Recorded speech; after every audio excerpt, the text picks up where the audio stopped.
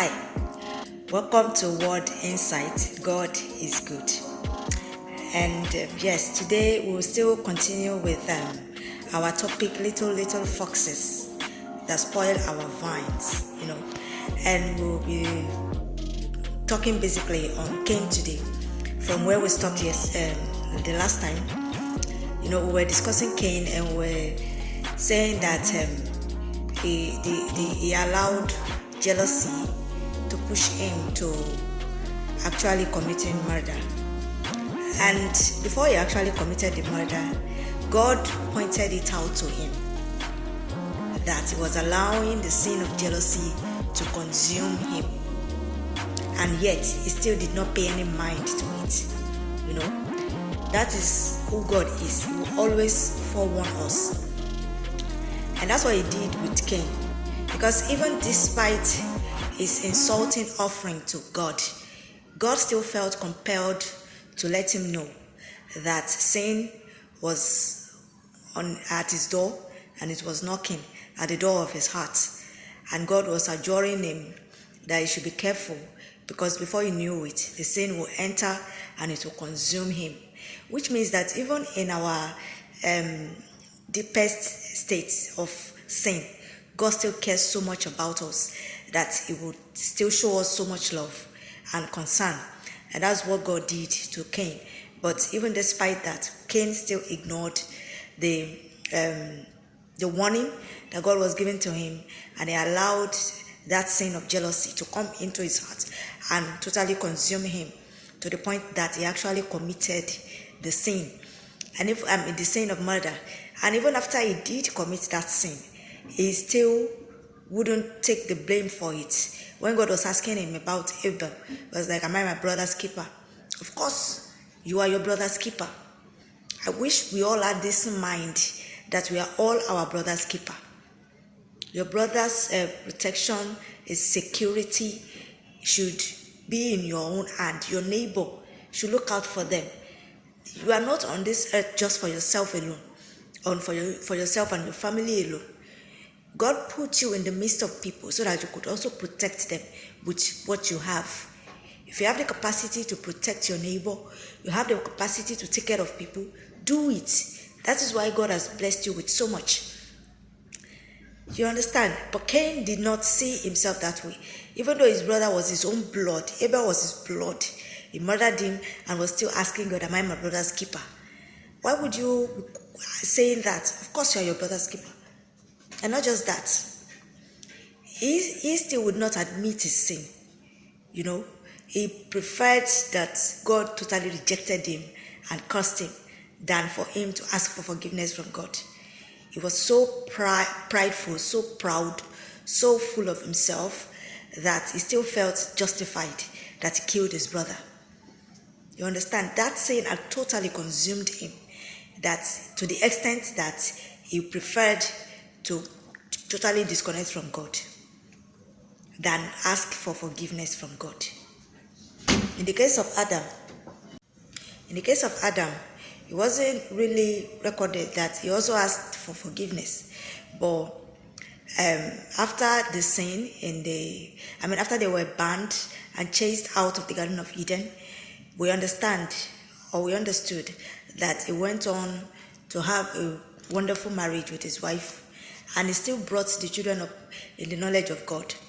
So, yes, and we can admit this because we know that Abel served God. If Adam and Eve had not put him on the right track and discipled him well, he wouldn't have had such wonderful relationship that he had with God. And after Cain went his own way, God still gave them another child called Seth, who was totally devoted to God. So we have to say that even after their sin, Adam and Eve's sin, they were able to, still come back to God and still lived the life that God wanted them to live. So to an extent, they had a wonderful relationship with God eventually. Unlike Cain, who decided that he was going to go rogue and totally went rogue even after the sin. After God had warned him You are allowing jealousy to consume you, and then he allowed the jealousy to consume him to the point that he committed murder and became the first murderer on the surface of this earth, and still became the first vagabond. And a lot of people will point out that after that, he still went on and became successful. Of course, he went ahead, built a city, had children, got married to a woman, had children, and prospered. Yes, prospered monetarily, financially. But he was a vagabond who could never find his way back to God. God gave him up to a reprobate mind and totally cut him away from his will. Totally. He couldn't find his way back to God because God has already given up on him. And that's that's how it should be. When we refuse to accept our own fault and we are still feeling like, yes, we have just done the right thing, even though God has pointed out to us that we are not doing rightly. You understand? It is the onus on us to accept our fault and still ask God for forgiveness. Still try to rekindle that relationship with God. He didn't do that. He would rather become a vagabond than apologize and admit that he has done a terrible thing. He had done a terrible thing. So that's the case about Cain.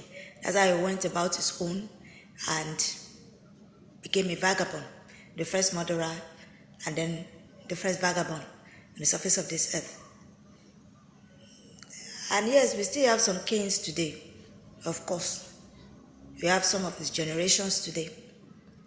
There is a particular thing I would like to discuss about Cain's generation and that of Seth. But I guess we'll have to discuss that some other time because it is a totally different topic from what we have today. But in essence, what we are trying to say on this series is that we need to be careful and we need to check ourselves. All those little sins that we do not count, that we feel are not that much, they are eventually puts us in a lot of soup with God. It happened with Adam when he did not check himself by that utterance that he made to God. And then it happened also to Cain when he gave an insulting offering. And instead of him to look at himself and try to do better, he decided to eliminate his rival, his opponent, which was his brother, and then he killed him. But even after killing him, God still wouldn't accept him. God would rather there was another child than accept Cain.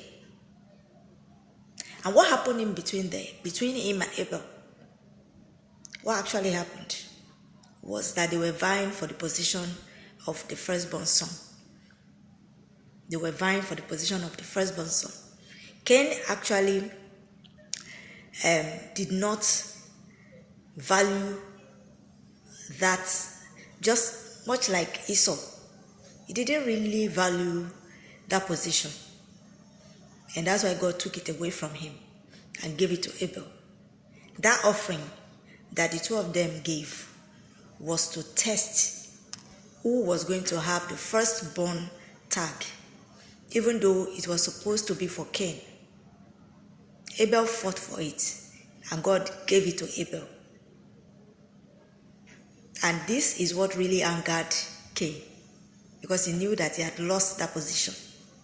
So he thought that if he eliminated Abel, God would have no other choice than to give him that firstborn tag. Now, he did not know that God would rather give it to somebody else than give it to him. And that's why God gave it to Seth after Seth was born. If you read the Bible very, very well, that's where we had the Son of God and the Son of Man. When Cain left, he became just ordinary man. And Seth became the Son of God. Seth, the Son of God. Just like Adam, the Son of God. But we'll continue this some other time. And I hope that with the little we have shared, I hope we have been blessed. God bless you. Bye bye. My name is Sarah Blue. Bye.